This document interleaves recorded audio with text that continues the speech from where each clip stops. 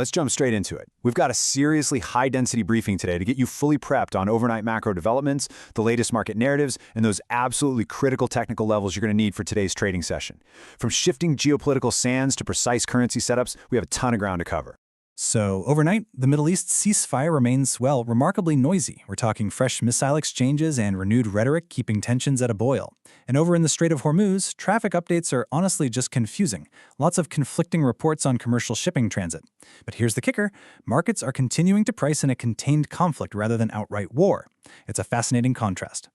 And what's really wild here is the sheer resilience of the global economy running right alongside these geopolitical jitters. The U.S. labor, still firm. Germany, they just delivered a really rare manufacturing surprise. And the AI enthusiasm is comfortably outweighing the anxiety. Just look at the funding appetite out there. SK Hynix had a total blockbuster U.S. debut, proving that AI demand is practically insatiable right now, while Amazon's debt sale, that saw a much, much cooler reception. Moving on to today's data watch, inflation is absolutely taking center stage. We are staring down a heavily stacked calendar today that is just ripe for driving immediate volatility. We've got India's June CPI, the OPEC meeting, and honestly, an absolute parade of central bank speakers. You'll want to be hyper-focused on the Fed's Bowman and Waller, the ECB's Schnabel, and the BOE's Pill.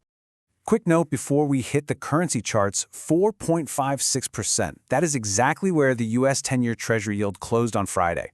It perfectly reflects a market that's dynamically balancing fading safe haven demand against persistent long-term core inflation expectations. Okay, over to the technical desk. Those back-channel communications and Hormuz disruptions we talked about, they actually help the dollar index bounce right off its support zone. So the DXY remains a buy on dips. Watch that 100.47 to 100.57 support band very closely.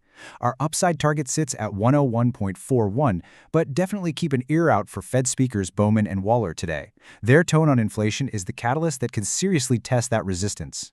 Crossing over to Europe, the benchmark German 10-year bond yield surged over the week, closing at 3.071%. This upward move is being fiercely driven by Germany's expansionary fiscal draft, which honestly effectively removes any immediate runway for the ECB to consider looser monetary policy over the coming quarters.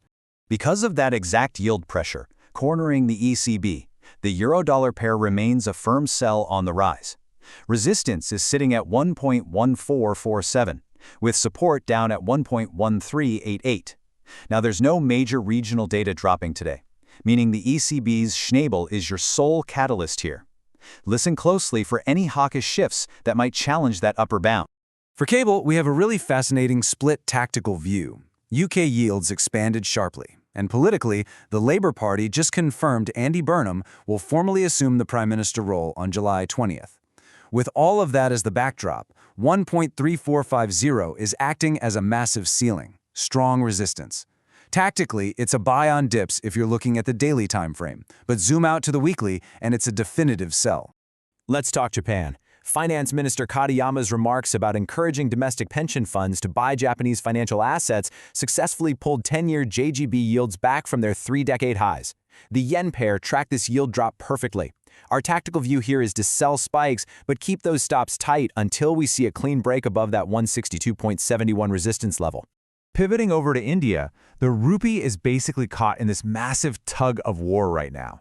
On one side, you've got it being supported by softer crude prices and a generally weaker dollar index. But on the exact opposite side, any meaningful gains are being firmly capped by relentless FII outflows and just sustained buying by importers. So tactically, for the USD INR, which closed slightly higher at 95.33, we are looking at conflicting timeframes again, just like the pound. The daily is a buy on dips, leaning on that support at 95.11. But switch over to a weekly basis, and it's a sell on the rise. Keep in mind, the overarching trend only changes on a break of 96.05. So the key takeaway?